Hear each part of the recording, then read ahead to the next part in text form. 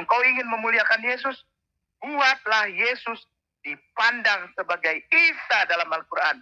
Yang dimuliakan Allah, dinaikkan ke langit. Hati kawan, itu ayat suci Al-Quran. Ya, shalom bagi kita semua dimanapun kita berada saat ini. Kiranya kita semua tetap berada dalam keadaan sehat dan apapun yang merupakan aktivitas kita sepanjang hari ini, kiranya Tuhan Yesus memberkati.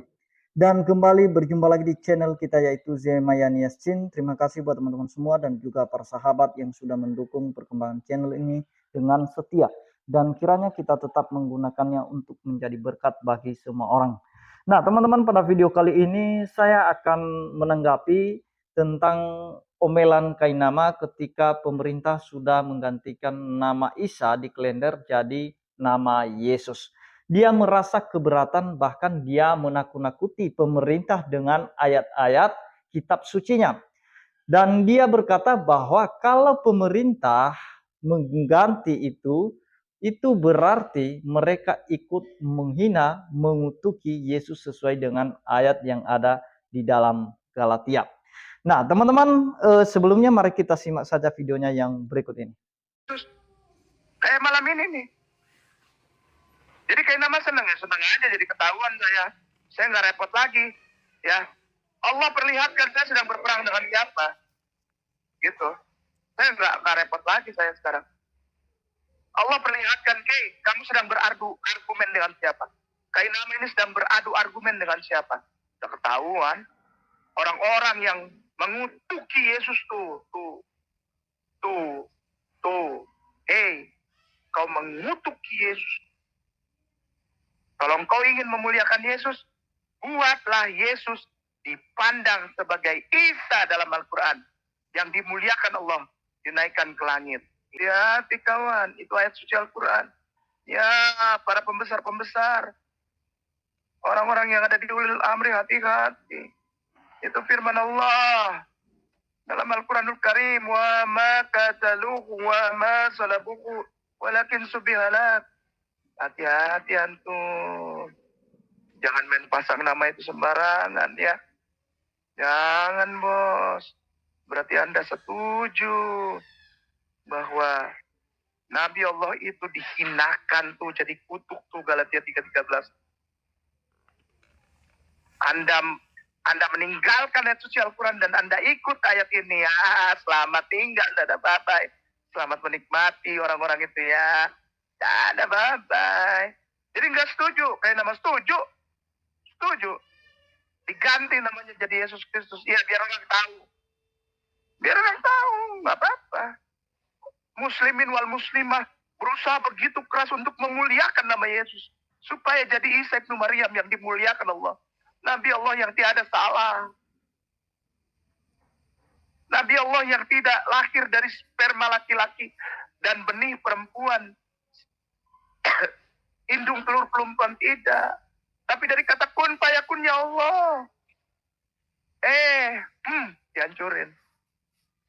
Ya, orang lebih suka melihat Yesus itu tetap Yesus yang terkutuk. Sekali lagi, ternyata orang lebih suka melihat Yesus sebagai Yesus yang terkutuk tuh, daripada memuliakan itu, menyelamatkan. Muslim seharusnya menyelamatkan nama itu dari fitnah seperti ini. Selamatkan, karena apa? Al-Quran yang ajar. Al-Quran woi yang ajar. Apa Al-Quran ajar? Wa ma qataluhu wa ma salabuhu walakin. Ya, ini malah itu astagfirullahaladzim. Nah, jadi itu dia video omelan Ustadz Kainama teman-teman ya. Dimana dia berkata bahwa kalau pemerintah menggantikan nama Isa itu menjadi nama Yesus, itu artinya pemerintah sudah ikut untuk mengutuki Yesus. Dan dia pakai ayat Galatia tadi. Nah teman-teman, Ustadz Kainama ini dia selalu berpikir bahwa ketika dia mengatakan Yesus tidak mati atau Isa tidak mati, maka itulah caranya memuliakan Yesus. Nah, Jadi dia berkata bahwa orang Kristen itu selalu mengutuki Yesus, menghina Yesus karena mereka menganggap bahwa Yesus itu telah mati, telah dihina, telah disiksa, telah menderita.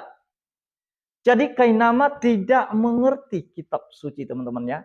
Orang Kristen percaya bahwa Yesus itu menderita, mati, dan bangkit pada hari yang ketiga itu didasarkan oleh firman Allah yang tertulis dalam Alkitab.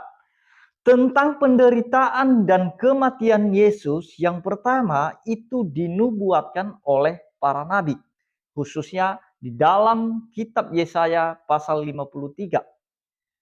Di sana dijelaskan tentang bagaimana Yesus dihina, menderita untuk menanggung segala sakit penyakit umat manusia. Penyakit manusia itu yaitu tentang dosa.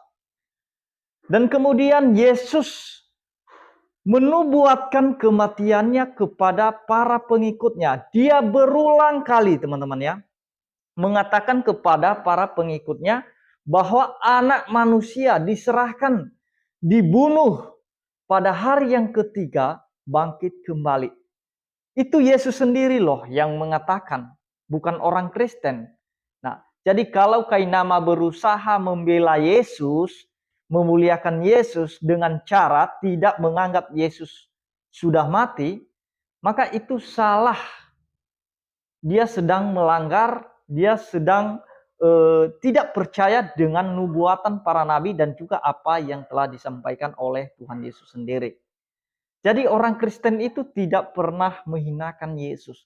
Karena memang Allah mengutus Yesus, mengirim firman-Nya jadi manusia untuk menyelesaikan misinya. Misinya apa? Yaitu karya penyelamatan itu harus dikerjakan. Jadi orang Kristen tidak pernah menghinakan Yesus, justru memuliakan Yesus setelah Yesus menyelesaikan segala pekerjaan karya yang terbesar itu di atas kayu salib. Maka disitulah orang-orang, segala lidah mengaku bahwa Yesus adalah Tuhan. Itu firman Tuhan yang mengatakan.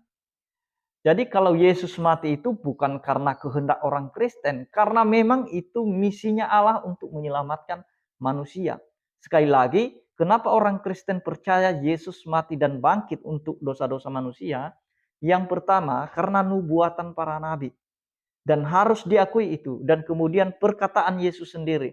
Kita coba lihat dalam Matius 17 ayat 22 sampai 23. Begini firman Tuhan, ini perkataan Yesus. Pada waktu Yesus dan murid-muridnya bersama-sama di Galilea, ia berkata kepada mereka, apa katanya? Anak manusia akan diserahkan ke dalam tangan manusia. Dan mereka akan membunuh dia, dan pada hari ketiga ia akan dibangkitkan. Maka hati murid-muridnya itu pun sedih sekali. Nah, jadi Yesus yang mengatakan dia mati dan hidup kembali pada hari yang ketiga, bukan orang Kristen. Bagaimana mungkin Yesus menghinakan dirinya sendiri dengan cara mengatakan anak manusia diserahkan? Karena memang itu misinya datang ke dunia ini untuk menyelamatkan Ustadz Kainama dari hukuman dosa. Supaya Kainama tidak binasa, melainkan beroleh hidup yang kekal. Tetapi sayangnya Ustadz Kainama menolak tentang itu, teman-teman. Menolak karya keselamatan itu. Menolak semua apa yang sudah dikerjakan oleh Tuhan Yesus. Justru dia yang menghinakan Yesus, yang mengutuk Yesus dengan cara menolak apa yang Tuhan Yesus sudah kerjakan. Nah, jadi cara memuliakan Tuhan Yesus itu bukan untuk berdusta, berbohong kepada umat, Yesus tidak mati. Itu justru menghinakan apa yang sudah dikerjakan oleh Tuhan. Apa yang disampaikan oleh Paulus dalam suratnya, justru karena sudah menyelesaikan segala perkara penebusan itu, maka disitulah Yesus dimuliakan sebagai Allah, sebagai Tuhan. Jadi kita lihat di dalam Filipi.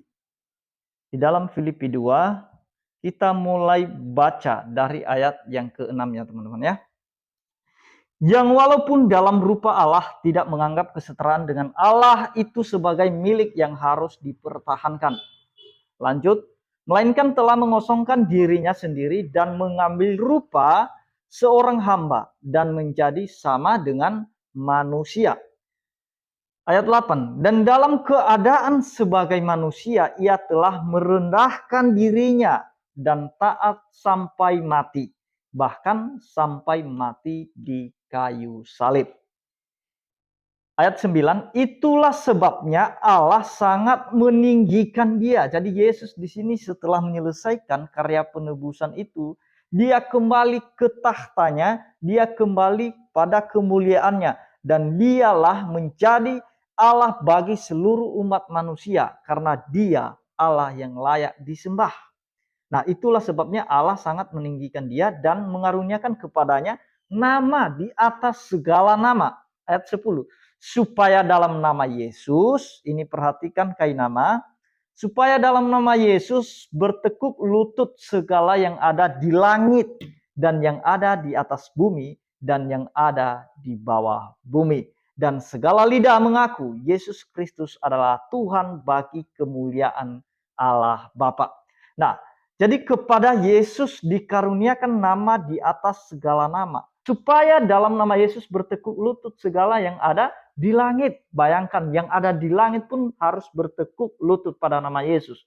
Dan yang ada di atas bumi. Dan yang ada di bawah bumi sekalipun. Begitu hebatnya, dahsyatnya, begitu mulianya Yesus setelah menyelesaikan semua pekerjaannya, menyelesaikan misinya untuk menyelamatkan manusia.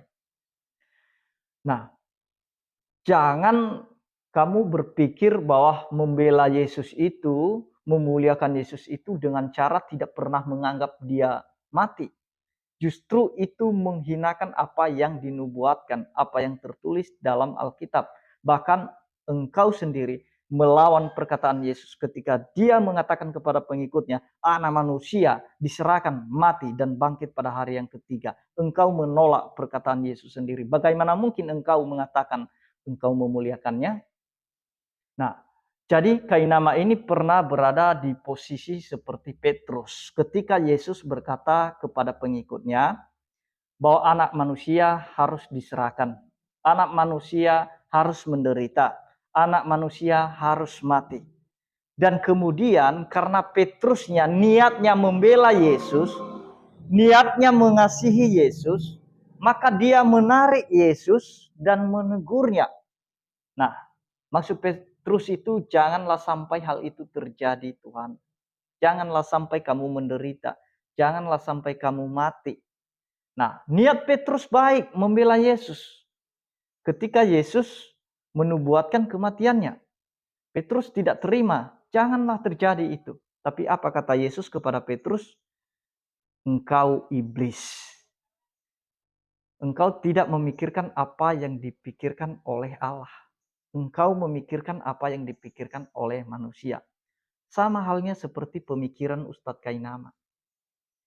Dia pikir sudah mengasihi Yesus, sudah membela Yesus dengan menganggap Yesus tidak pernah mati. Justru Yesus berkata, engkau iblis. Seperti dia mengatakan kepada Petrus. Engkau iblis. Engkau mencoba membatalkan misi Allah, membatalkan rencana Allah dalam penyelamatan manusia. Engkau iblis. Itu perkataan Yesus. Jadi kalau Kainama berkata saya membela Yesus, justru dia melawan Yesus. Jadi kalau pemerintah mengganti nama Isa menjadi nama Yesus, itu tepat sekali. Karena memang Yesus yang ada dalam Alkitab itu bukanlah Isa yang ada dalam kitab mereka. Karena Isa yang ada di dalam kitab mereka itu tidak pernah disalib, tidak pernah mati. Perhatikan, tidak pernah mati. Sedangkan di kalender itu memperingatkan tentang kematian Yesus. Nah, kalau dibuat kematian Isa di situ, maka akan bertentangan dengan iman mereka dan kitab suci mereka yang dimana Isa tidak pernah mati. Bagaimana diperingatkan di sana Isa mati di kalender?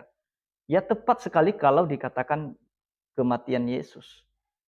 Nah, jadi itu yang perlu saya sampaikan kepada Ustadz Kainama, coba berpikir dengan jernih, jangan karena hanya cari makan supaya dikasih panggung terus, jangan berdusta teruslah.